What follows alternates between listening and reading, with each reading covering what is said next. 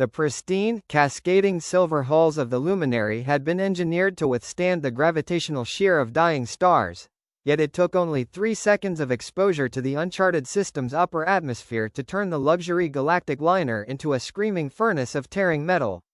Alarms blared across frequencies that shattered the delicate acoustic senses of the high-born galactic citizens on board. Commander Vael, an elite avian diplomat of the high-tier Sharion worlds, felt his hollow, lightweight bones rattle inside his fine uniform as the inertial dampeners blew out with a deafening pop. The air quickly grew thin, choked with the smell of vaporized hypercoolants and burning insulation.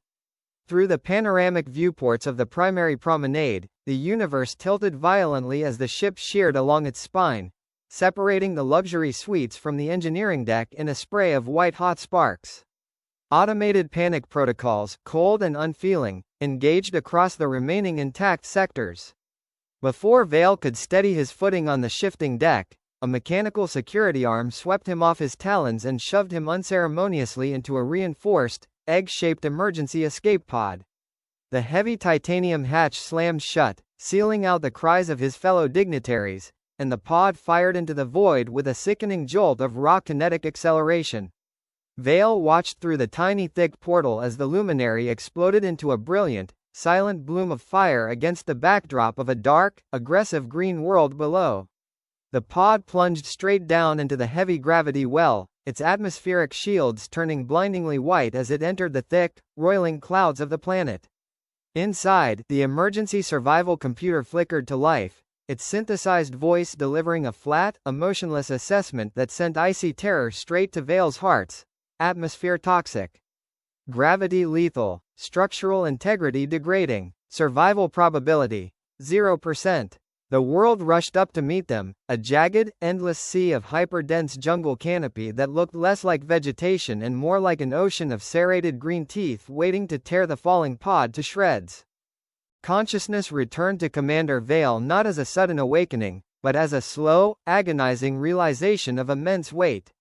Every single muscle in his avian frame screamed in protest as he tried to lift his head. The planet's crushing, heavy gravity felt like an invisible iron sheet pressed against his chest, threatening to crack his fragile ribs with every shallow breath he drew. The interior of the escape pod was a ruined capsule of smoky shadows, illuminated only by the rhythmic, pulsing red glow of a dying backup battery. Outside the reinforced viewport, the true horror of their destination became clear as the dense jungle canopy began to whisper with terrifying, unnatural sounds. The trees themselves were massive, twisting monoliths of dark bark, their roots thick enough to crush starship hulls, and the air clinging to the glass was thick with a heavy, virulent moisture. Suddenly, a low, resonant rumble vibrated through the floor of the pod, a sound that resonated deep within Vael's instinctual flight or fight response. Through the fractured glass, massive shapes began to detach themselves from the thick brush, their movements heavy yet incredibly swift under the intense gravity. They were giant, armored reptilian predators, the local alpha beasts of this forgotten world, their scales thick like tank plating and their multiple golden eyes locked entirely on the smoky wreckage. They smelled blood, and they moved with the casual confidence of apex hunters who had never known a rival. Vael tried to crawl toward the manual door release, but his limbs felt like lead, his fine feathers matted with sweat and hydraulic fluid. A massive, four-toed claw scraped against the exterior hull, leaving deep gouges in the reinforced metal.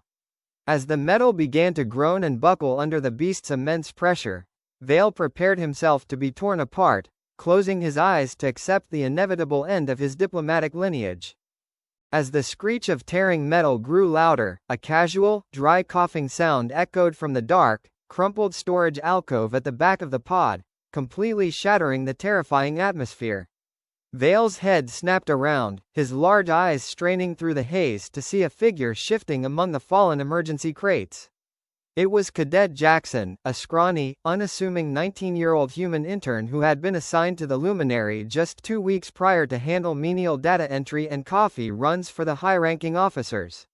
The boy was a mess, his left arm hung at a visibly unnatural angle, broken during the violent impact, and deep crimson cuts lined his face, but his eyes were remarkably steady, lacking any trace of the paralyzing panic that had gripped the diplomat. Vael let out a sharp, clicking hiss of despair, telling the human to remain still and accept their fate, reminding him that they had landed on a world meant only for demons and that the legendary Deathworlders, capable of surviving such environments, were just ancient fairy tales invented to frighten young hatchlings. Jaxon didn't even blink at the warning. He simply wiped a smear of blood from his forehead with his good right hand and let out a soft, annoyed sigh as if he had merely missed a transit shuttle rather than survived a cataclysmic space crash. He looked at the buckled hull door, then down at a jagged, long piece of loose titanium framing that had sheared off the POD's main console during the landing. With a grunt of effort that made the muscles in his neck stand out, the human youth gripped the metal scrap, using his body weight to wedge open the jammed safety release of the breached pod door, stepping directly out into the oppressive, heavy air to face the towering monster outside. The moment the pod door forced open, the armored reptilian beast lunged forward with explosive speed, its massive jaws lined with serrated teeth opening wide enough to swallow Commander Vael whole. Vael shrieked, instantly closing his eyes as he waited for the sound of snapping bones.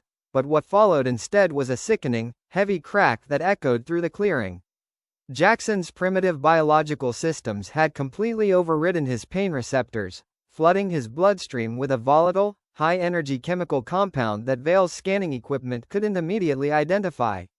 Fueled by this sudden rush of adrenaline and backed by the high bone density required to evolve on a heavy-gravity world, the human youth swung the jagged piece of titanium hull like a club. The blow landed squarely across the apex predator's armored snout, the sheer kinetic force shattering the beast's thick scales and sending a spray of dark fluid into the dirt.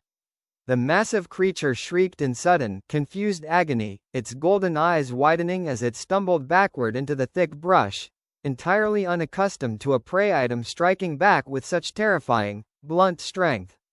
Vael cautiously opened his eyes, his breath catching in his throat as he checked his handheld medical scanner to ensure he wasn't hallucinating. The display screen blared a series of yellow warning lights. The human's heart rate had spiked to a level that would have caused a civilized galactic citizen's brain to instantly hemorrhage from internal pressure. Yet Jaxon remained standing perfectly upright, his chest heaving as he stared into the dark jungle with a look of pure, stubborn defiance. With the immediate threat driven back into the shadows of the dense undergrowth, Jaxon turned his attention to his injured limb, the adrenaline beginning to recede enough for the pain to register on his face. The human didn't call out for medical assistance or collapse into a state of shock, both of which were standard protocols for any civilized species facing a fracture. Instead, he calmly scanned the immediate environment, walking over to a thick, unyielding tree root that jutted out from the muddy ground like a natural anvil. Vael watched in absolute horror as the young cadet positioned his broken left arm against the hard wood, took a single deep, centering breath, and deliberately slammed his body weight forward to snap the displaced bone back into its proper anatomical alignment. A low, gravelly grunt escaped the boy's clenched teeth, but he didn't shed a single tear, nor did his nervous system shut down from the sheer intensity of the trauma. He quickly reached down, tore a long, thick strip of fabric from the hem of his ruined uniform jacket, and used it alongside a fallen straight branch to tie a crude but highly effective splint around his forearm. He spat a bit of dark blood onto the soil, his eyes scanning the gray, heavy clouds gathering above the jagged mountain ridge in the distance where the ship's main emergency beacon was faintly pulsing. He looked back at the trembling Sharion diplomat and spoke in a flat, gravelly voice that carried a strange sense of urgency. "The emergency transmitter is on top of that ridge. We need to move right now, Commander. We are on a very strict timer."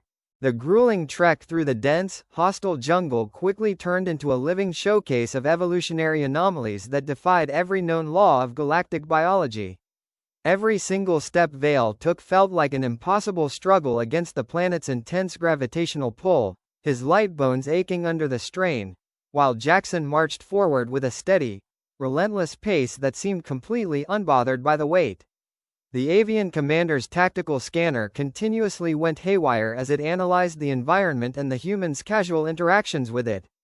At one point, the pair crossed a murky, bubbling stream that the computer explicitly flagged as highly toxic, containing a concentrated mixture of organic acids that would easily corrode Vael's digestive lining. Jaxon simply scooped up a handful of the liquid, drank it down to quench his thirst, and casually remarked that it tasted like sour lemon water. A few moments later, a low-hanging briar patch covered in thick, black thorns scraped against the human's bare arm, injecting a localized neurotoxin designed to instantly paralyze the native wildlife. Jaxon merely swatted the vines away, scratched at the reddening skin for a second, and kept walking as his robust immune system completely neutralized the threat. As the weak sun dipped below the horizon, the temperature plummeted to freezing levels, causing Vael's feathers to stiffen as his internal temperature dropped dangerously toward a state of fatal hypothermia. Yet, as the alien began to lose coordination, he noticed the human skin was radiating a fierce, biological body heat, a byproduct of an incredibly high metabolism designed to keep the internal organs functioning regardless of external environmental extremes. Deep into the freezing, pitch-black night, Commander Vael's legs finally gave out entirely beneath him, his fragile body collapsing into a heap of matted feathers on the cold, damp mud of the jungle floor.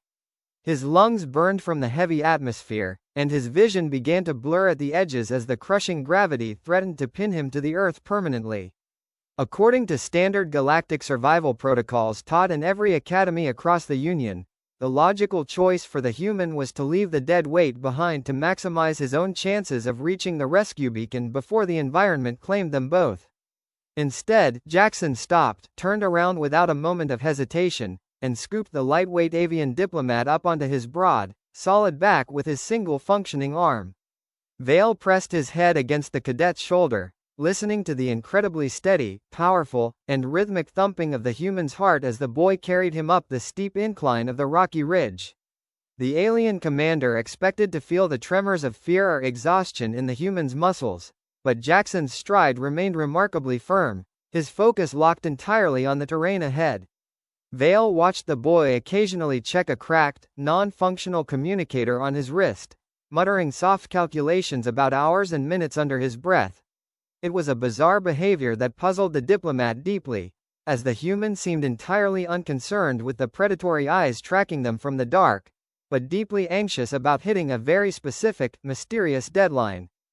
Dawn broke over the jagged world as the duo finally emerged onto the barren, rocky plateau of the high ridge, where the primary distress beacon of the Luminary was emitting a weak, rhythmic pulse of blue light into the gray sky.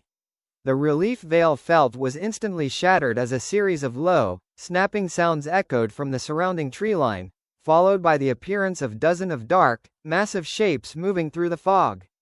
The planet's entire Alpha Pack had successfully tracked the distinct scent of human blood up the mountain, and they were now fanning out across the clearing, effectively cutting off any potential path of escape. The predators moved with a synchronized, chilling intelligence, their armored bodies low to the ground and their golden eyes fixed intently on the two survivors stranded at the center of the plateau. Vael slid off Jaxon's back, falling to his knees as his remaining strength deserted him entirely, his mind concluding that their miraculous journey had simply been an extended path to the same inevitable slaughterhouse. Jaxon, however, did not drop to his knees. He slowly reached down and unhitched a thick, heavy length of reinforced steel pipe that he had salvaged from the wreckage hours ago, his fingers wrapping tightly around the cold metal. His breathing slowed, his posture shifting into a grounded, balanced stance as he stepped directly in front of the helpless avian diplomat, his blue eyes narrowing to cold slits as the first row of predators bared their long, crystalline fangs.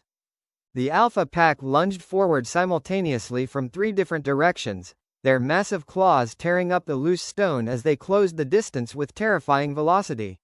What followed was a blur of desperate, stubborn endurance that Vael would remember for the rest of his functional life as the young human cadet transformed into a whirlwind of kinetic fury. Moving with a speed that shouldn't have been possible under such heavy gravity, Jaxon swung the iron pipe with bone-shattering force, the blunt impact cracking the stone-hard armor of the lead predator and sending it crashing into the dirt. Even when a smaller, swifter beast managed to circle behind him, its sharp talons tearing a deep, bloody gouge across his right thigh, the human flatly refused to drop or yield a single inch of ground. He absorbed the agonizing blow through sheer physical density, twisted his torso around, and drove the butt of the pipe directly into the creature's throat. Standing amidst the chaos, covered in his own blood and the dark fluids of his attackers, Jaxon threw his head back and let out a raw, primal, and echoing roar that shook the very air of the plateau. The sound was so saturated with territorial dominance and ancient, predatory fury that Vael's automated translation computer completely failed to process it as a linguistic phrase, instead flashing a stark, red systemic warning on the screen that registered the audio output only as an absolute, unmitigated apex threat claim. The remaining predators froze in sudden, instinctual hesitation at the sound of the roar, and a moment later, the heavy gray clouds above the mountain ridge split open as a massive, obsidian warship dropped out of hyperspace with a deafening sonic boom. The ship's automated defense grids immediately opened fire, vaporizing the retreating pack with pinpoint accuracy before its massive anti-grav engines brought the vessel to a hovering halt above the rocky plateau. The heavy, pressurized rescue doors slid open, and Vael let out a weak cry of relief, assuming the grand naval forces of the Galactic Union had miraculously located their position to save them from this hellworld. However, the heavily armored soldiers who marched down the ramp were completely alien to the Union. They were massive, towering humans wearing the black and gold crest of the Terran Vanguard. The lead commander stepped forward, looked down at the battered, bleeding teenager holding the metal pipe, and offered a wry, amused smile. "Took us a bit longer than expected to track your distress beacon, Jaxon. Your dad was losing his mind back home thinking you'd miss dinner." Vael's handheld scanner finally finished downloading the planet's localized sector coordinates from the warship's open network, and the diplomat stared at the screen in absolute, paralyzing terror as the true reality of the situation unfolded. This wasn't an uncharted alien death world at the edge of the galaxy. The automated registry clearly designated the entire system as a Class 9 human military training reserve. The toxic atmosphere, the crushing gravity, the terrifying armored monsters. It was all a controlled, synthetic survival playground built by the Terran Federation to test the resilience of their teenagers before graduation. Humanity hadn't merely survived the ultimate death world, they had built it for fun. If you like the video, make sure to like and subscribe my channel.